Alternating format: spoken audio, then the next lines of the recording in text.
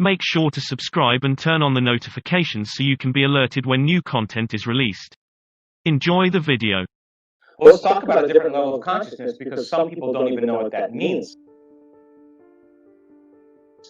If you're conscious of your unconscious thoughts and you're aware that you judge, you're aware that you think thoughts about other people, or you become conscious that you think, I can't, it's too hard, my life is terrible.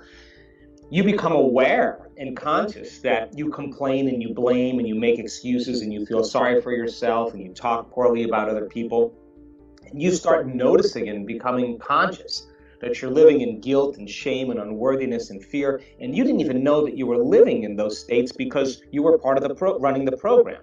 So the present consciousness that is listening to this show has created the present reality that they're living in. So that in order for them to solve the problems of the life that they're living in, they have to go to a greater level of consciousness. That's what you're saying. But it doesn't just mean like open your heart, or it doesn't mean just become more aware. It means then to know thyself. Because as you start becoming more conscious of those unconscious states of mind and body, that's the first step out. The first step is the unlearning process. It's not just thinking positively if you're feeling negatively or programmed into negativity.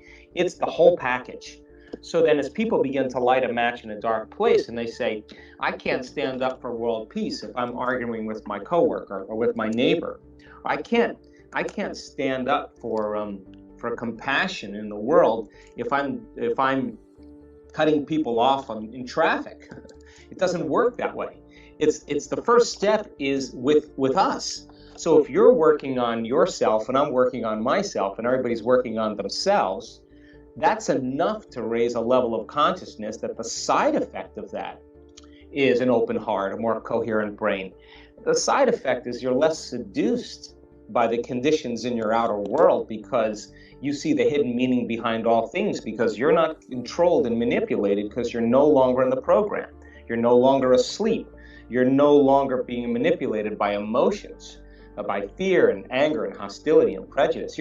And lack, and you're beyond that because you've done the work. So the first step is the knowing of self, and as you become more conscious of yourself, that brings you to a greater level of consciousness to see how you created the life that you presently live in from a new level of mind.